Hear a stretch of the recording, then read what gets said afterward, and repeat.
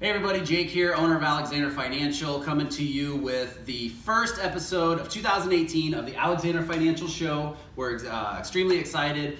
We've got a really amazing response so far from the show. We really appreciate the support from everyone. Like we said when we first got started, we really just wanted to put some positive content out there in an educational environment, and obviously that's working. We really appreciate everyone who's been tuning in, who's been liking and commenting and sharing the videos so far. So thank you for that. I have with me here today two very intelligent young men. I've got Rob Marrow, who is a real estate investor slash agent slash working your way to mogul. How do you say that? Yeah, I don't know where the fine line is with mogul. I don't know what that ceiling is, but yeah, just been working in real estate actually since college on a very, very small scale. Okay. You know, my brother and I back in college, in the summers, were actually the people doing the remodeling for the investors who were flipping homes. Finally, yeah, it was so like we learned from the ground up on how to do all this stuff, and then basically just kept realizing we don't want to be remodeling and scraping paint and all that stuff, and worked through, and then eventually got to the point where we're now partnering with the people that we used to work for, and or are the people we used to work for to, provide a living in the future.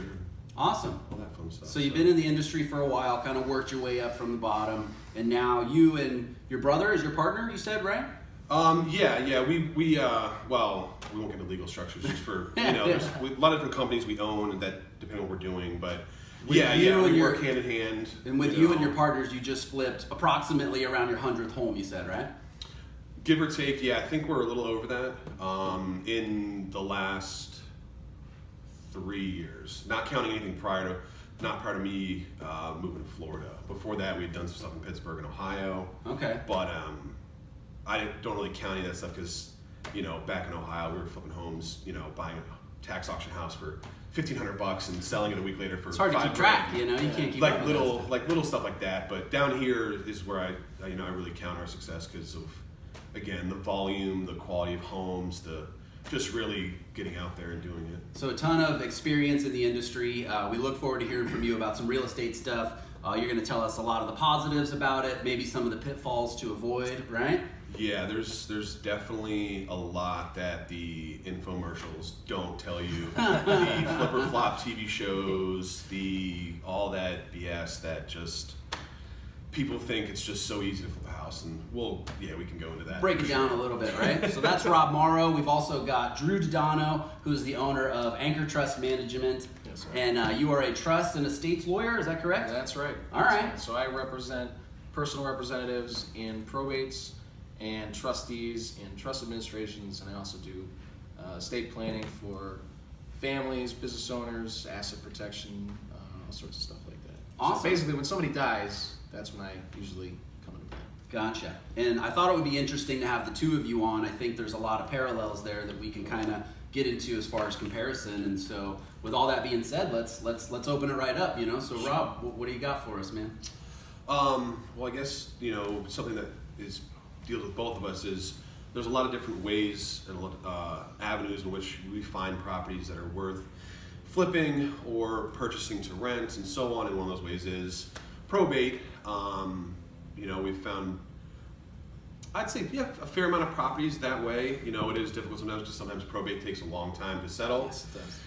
And sometimes, we can't sit around waiting. I don't know, how long does it usually take for you? For formal administration, it's a different set of circumstances than most litigation. Most litigation can take an unrelenting amount of time, or it can take days. For probate, right off the bat, you're going to wait 4 months just for a creditor period to pass. And depending on what we're talking about, if we're talking about real estate assets, if we're talking about homestead property, if we're talking about liquid or illiquid assets, it can take anywhere from 5 months to 5 years. I've been involved in 5 years. All ends. Oh yeah. Oh wow. If there's litigation involved, it can go even longer. I mean, it's a process, and what's funny is it's not necessarily related to the amount of money or assets we're talking about. When somebody dies, people grieve differently and get fights. I was going to say, you're referring to people disagreeing on how it should be settled. Yes. So litigation is the son and daughter, the siblings disagreeing as to how things are split up. Or how things were done in the past. When mom or dad was still alive, they disagreed with how one child may have helped them throughout their life managing their finances. You got to go to better school than me. Yeah, right. And I got the worst Christmas gifts, and then mom loved you more, and so I'm going to make this hard. It's any number of things. It really is. Yeah. But we have, in the probate process generally, I have to make sure that my client, who is the personal representative of the estate, fulfills their fiduciary obligation. And by doing so, we make sure we hire vetted professionals who are not only professional and licensed and insured in their industry, but who have been through the process before. Because as you will tell us, I'm sure, dealing with an estate-owned property is not the same as dealing with property some guy owns and wants to sell it. No, geez. Yeah, like you were saying, it could take forever, it could be quick. But even in the end, quick is still, 6 months. Right. And that's one of the things that we like to make easier for people like you is, we do a transaction or two, you realize we're not sketchy, you can trust us to make your life easier. We're gonna do what we say we're gonna do. Yeah. And a lot of times too, for you, it's, you have clients that don't want the property. Right. They would rather have the cash, and we make that a lot easier to handle. And again, we get a property to invest in. There was actually one time where we started this process with a probate lawyer to, again, acquire a property from an estate. And as we started going down the rabbit hole, it was the daughter passed away who inherited the property from the mother, who never settled her estate, and the mother had the property from the father and never settled the father's estate, and also the property was starting to go into foreclosure. And it was like, that was a deal where it was like, okay, no, we're okay. Like, this is going to take a while. Do 3 probates? 3 probates and a foreclosure. Yeah. And that's like, they've been in foreclosure for like 8 months, and every month they were filing the paperwork to delay it. And it was like, I don't have time for that headache. But, again, good lawyers, it can be quick and easy and painful for everybody, or painless for everybody. That happens more often than you'd expect, because a lot of the times is mom or dad will leave their property to their kids so they get it, and then they'll raise their family in it because they've got a home. Sometimes it's free, sometimes it's a little mortgage, depends. And then they might leave it to their kids, and then by the time it actually comes to an arm's length transaction with some party who's not family, they realize, oh man, there is no clear chain of title on this property at all, because nothing was ever done the right way from a legal standpoint. I mean, morally, ethically, it's different, but from a legal standpoint, even when there's no complexity involved and kids are inheriting mom and dad's house, there's legal process. The average person doesn't know. Yeah, they don't know. They don't know. Right. It's heck, there's a property that we've been trying to acquire. This is on another scale, but probably we've been trying to acquire for about a year now. Where back during the financial crisis, obviously there's a lot of foreclosure auctions, and the person we're trying to acquired it from a foreclosure auction. Well, after going through our title company, who is a good title company, no shameless plug here, but they we start selling advertising. They realized that somewhere along the way, someone missed one signature on one page during the foreclosure process, nullifying the actual foreclosure process. And the bank that they bought it from is now bankrupt and gone, so they now have to foreclose on themselves. And it's, again, down this rabbit hole of where is it going to end? It's been a long process, and and that's, again, why you need good lawyers, good title companies, which often a lot of times are both. Right. So. And the other thing is, it's easy to get hornswoggled, as they say. I mean, hornswoggled. Okay. The wool over your eyes. Ramshackled. Yeah, that's the technical term. It's legal. It's in the Black's Law Dictionary. Okay. It was on the bar, right? Yeah, somewhere. Second day. So what'll happen is I representing these personal representatives in a probate, they don't know what they're doing. It's very rare that I'm representing someone who's actually a professional. Anything, whether it's a real estate agent, financial person, anything. They have no clue what they're doing. So what happens is they get bombarded with stuff, junk mail, letters. Hey, I'm the PR on a lot of estates as well, and so I get them, and they all start the same way. Sorry for your loss. Usually, if it's me, I didn't lose anybody, but They get these letters. Some are handwritten. Some are on that fake yellow lined paper. And it's all these people saying, hey, we buy your houses for cash. I know you guys went through this whole painful process of losing somebody, but we'll buy it. What they don't say is it's for pennies on the dollar, and they're not necessarily licensed professionals. They might not even be in the real estate industry. They're just trying to buy cheap stuff. Investors. And you got to avoid that. So you got to know people that have been in this transaction before. Yeah, I definitely. The older I get, the more I realize that most industry is full of 80% of BS people, and there's about 20% you might be able to trust. Yeah. And I come across a lot of people because, again, a lot of people would view me not necessarily as a real estate investor. They're going to call me a house flipper. And there's a lot of negative connotations associated with that because there's a lot of people out there that are kind of shoddy and they're sketchy and they send you, they blanket mail. It's an unregulated industry, right? Come to my free seminar where you buy my $1,000 class on how to flip properties. So yeah, let's talk about that. Yeah. The biggest example I could use are the flip or flop TV show people. Which I love. They're out of California. They're terrible, but and not to take like they're like the Maury important for people or Jerry Springer of the flip or flop shows. You know. So they're out of California. Actually, they're national now, and they do crazy amount of volume. But what they don't show on the show is anything realistic. They don't show realistic budgets. They don't show realistic purchases or resales. Right. A lot of times you see fabricated problems. Again, it's TV. I get it. TV. It's you know. Show. But again, people don't know that, and they see that. And now, the big thing over the last few years I've seen is they have their seminar tour, and you pay to go to their seminar, and they teach you how easy it is to flip a house. The biggest thing they're trying to do is to sell you to use them to buy their hard money.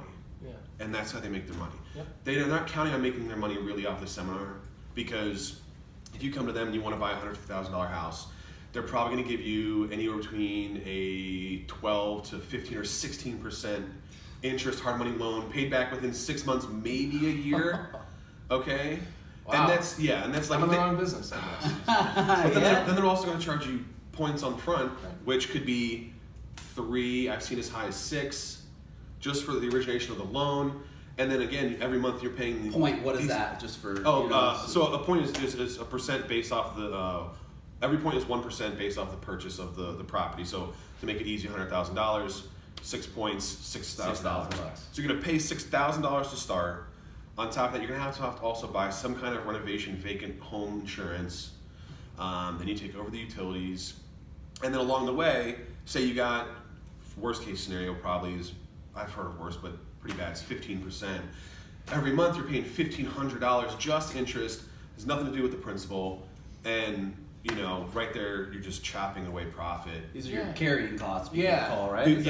Yeah. It's just the hard money again tends to eat away what your profit was, and in the end, like another ad I saw last night was. It was talking about how great flipping is in America. On Facebook, it popped up. Yeah, it was on Facebook, and I saw it, and I went, I'm going to talk about this tomorrow. And it was just literally how great flipping is, and how, look at the profit, the average profit, $65,000 in America. And I'm like, where are you getting this data? And it was like 50% return or something. Wow. Gross return. Yeah, and I'm like, and I was like, okay, you put gross there. What's in that number? Right. That's merely, you bought it for this and you sold it for this, none of the in between.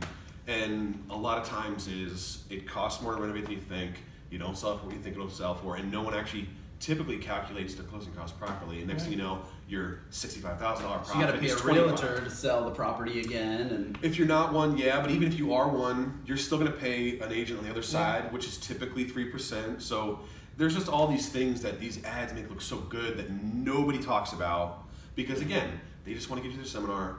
They just want to get you to use their hard money, and that's where they make all their money. Yeah. So, and you see it on those shows too when they do the breakdowns. Say, we're buying it for this, we put in this, we're selling it for this. This is our profit. That is not necessarily how that works. How much taxes did you owe? How much you pay in insurance? Right. No one, not a lot of people know about this, but like, what were your change orders? The difference between what you thought was going to remodel for construction costs. Costs. So like, typically change orders are 10% of your budget. Oh, $50,000? No, you're looking at $55,000 now.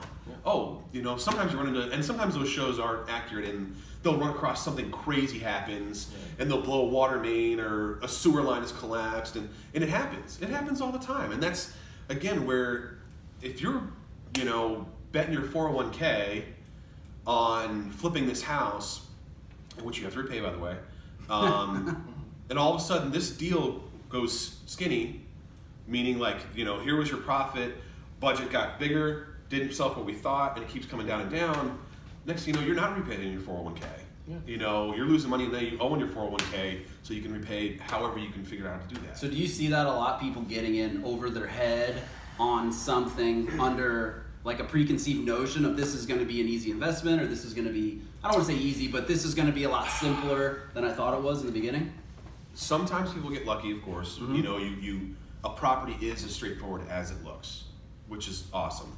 We just had one the other day. We're closing soon, or selling it soon, and it was literally just straightforward. It was a very, what we call scratch and patch. Paint, floors, kitchens, baths, walk away, nice and easy. I like that.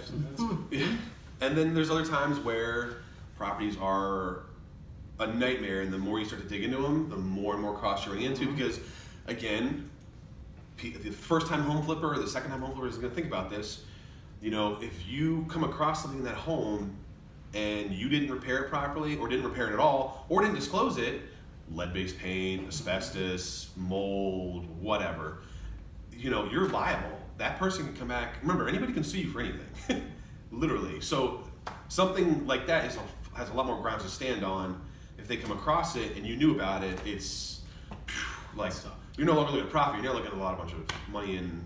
To touch on that, Yeah, liability. So from a liability standpoint, you also got to think: did you pull permits for work that requires permits? I've had clients that have bought homes and suddenly get a notice of violation from 5 months ago. That stays with the property. Now they've got to remedy that. They got to pay the penalties for an after-the-fact permit. It's ridiculous. But another thing that people don't think about when they're talking about flipping houses is how are they actually going to hold this house while they're doing this work and then selling it? A lot of times they hold And it if there, there's partners involved, how does that get divvied out? and they don't think about that, and that can cause a lot of trouble. I'm talking about insulating yourself from liability. The saying, Yeah. never put all your eggs in one basket. Well, that's true from an asset protection standpoint too. For every house that you are using as an investment, whether you're buying it to flip it or buying it to rent it, you want to put it in its own little basket. So if anything bad happens, it stays in the confines of that basket and doesn't leak over anywhere else.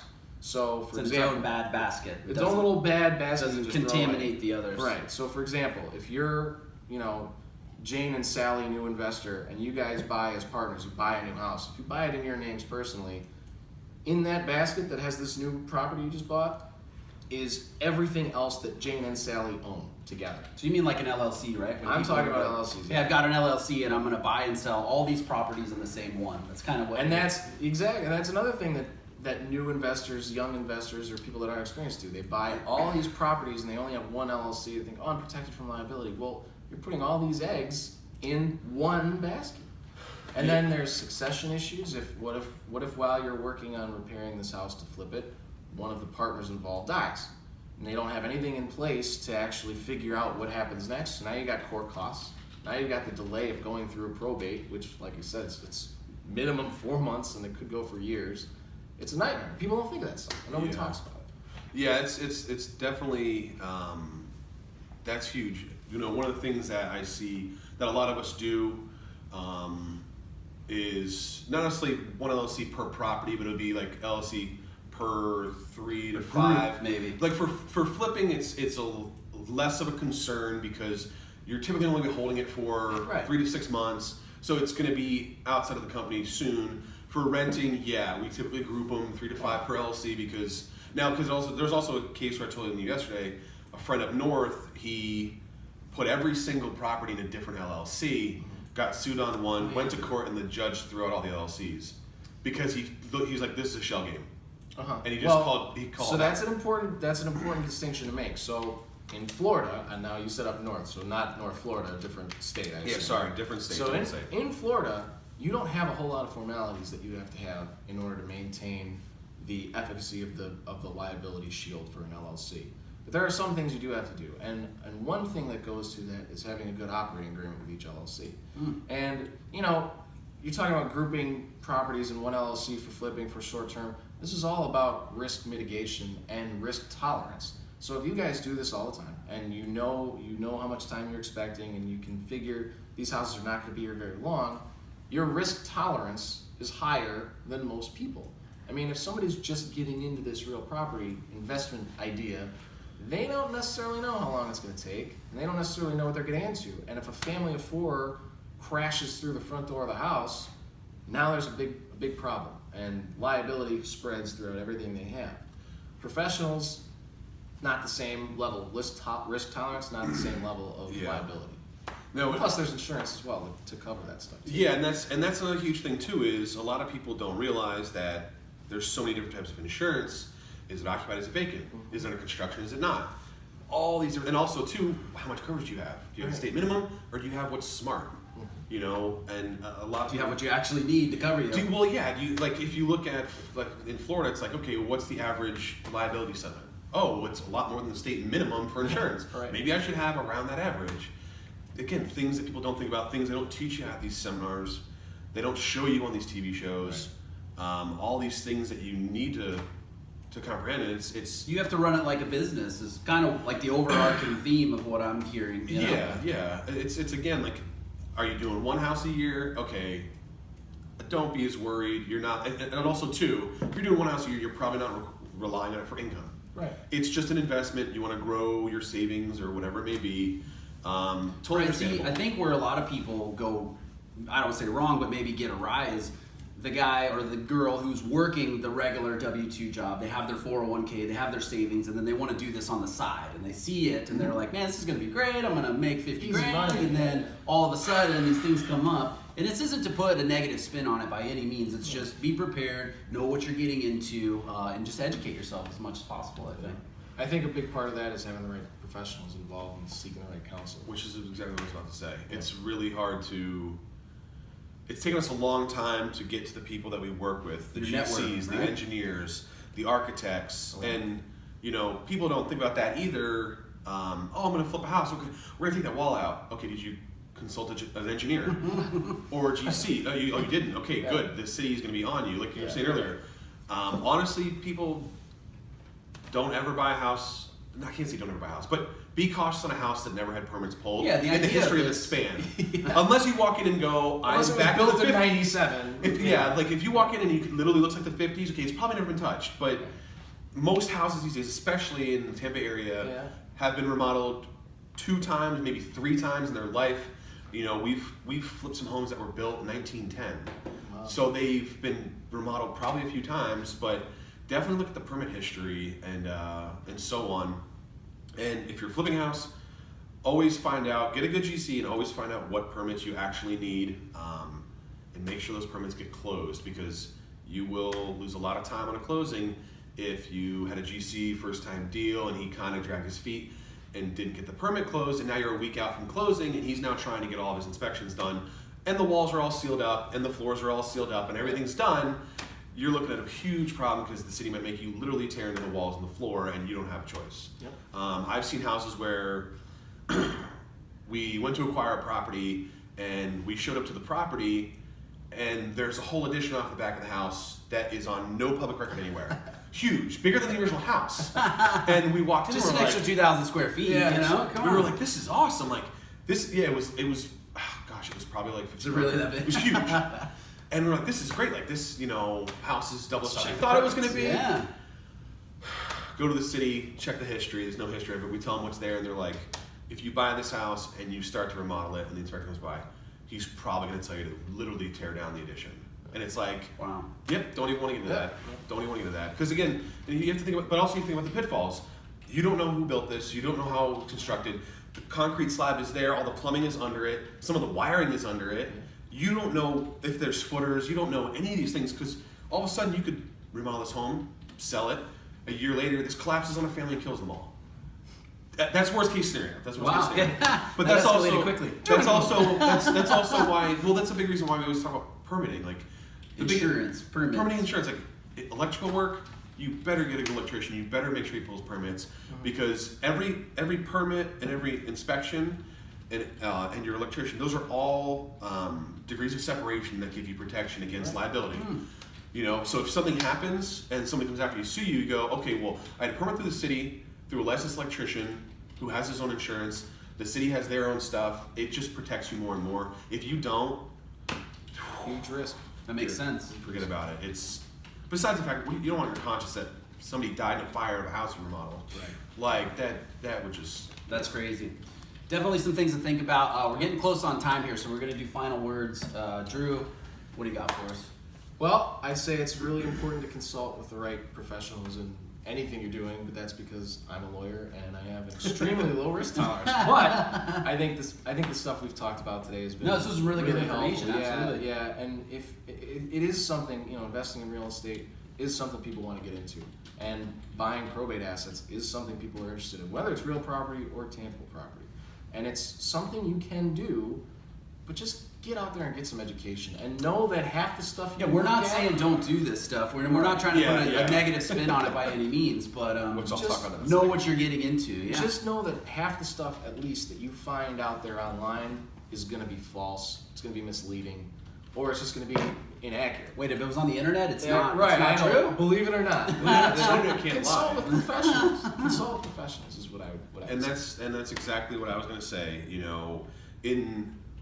In the history of flipping homes, say the history of one house, again, you're going to have other real estate professionals. You're probably going to have attorneys, depending on the type of deal you're doing. You're going to have general contractors and subcontractors, and all these title companies, all these different people, who, if any one is, say, sketchy, this could cause all kinds of problems in this whole process. So get good professionals. If you're going to do work on a home, talk to people about the general contractors they've used, the subcontractors they've used. Don't just Google somebody and hope that it works out. Right. Same thing with attorneys. Talk to friends. Have you dealt with this person? And real estate professionals too. There are a lot of bad realtors out there who don't know what they're doing, who probably won't be a realtor in a year, and just, again, vet people before you Do your research. do your research. Do a lot of research. The more informed you are, the better equipped you are to accomplish the goal you're trying to accomplish. And that means a lot of reading. The one thing I've always told people in why I've been successful in different industries, not just this one, is when I don't know something, I go to someone who knows a hell of a lot more than I do, and I pick their brain until they want to, shoo me away and tell me to go away, because I want to know everything I can so I can make the best decision I It's possibly the best way can. to learn, right? From somebody who's already done it. Always, I love always. it. Yeah, 100%. I would say one last little detail. When we're talking about finding professionals, the more fields that they're involved in, the less likely you are to get solid advice. In my Yes. experience. Yep. Half the probate messes that I clean up are because a bankruptcy lawyer did a probate for a friend, and it's all screwed up. And it's the same thing with real estate professionals. It's the same thing with general contractors. If your handyman does plumbing, electrical, lighting, sound I do systems, everything, yeah. they repair cars on the side, and they also have a real estate license, probably find a better, more specific, be Somebody with a specific to be niche. terrific. Well, someone who's being focused on what they do, and Yeah. here's a big thing as far as if you want to hire a GC. If he's also an engineer, he probably knows what he's talking about because they outrank everybody in the construction world. 100%. So, but yes, don't find somebody who's a jack of all trades all over the map, unless he's just fixing leak under the sink kind of guy. Right. But yeah. Again, I wouldn't want to go to an attorney who's like, oh, well, I chase ambulances and I do this and then I do that and then there's this insurance deal I got going on and then I also. I can do a probate. Yeah, I can. Oh yeah, I heard about that. We call those lawyers threshold lawyers. All you have to do is come across the threshold, and they're your lawyer. They send in your door. I love it. Thank you guys for coming on. Absolutely. It's been great. Yeah, Drew Daddono with Anchor Trust Management, Rob, real estate investor here in the Tampa Bay area. This was really good, really informative. Hopefully you found some value in it. This is the Alexander Financial Show. We'll talk to you guys soon.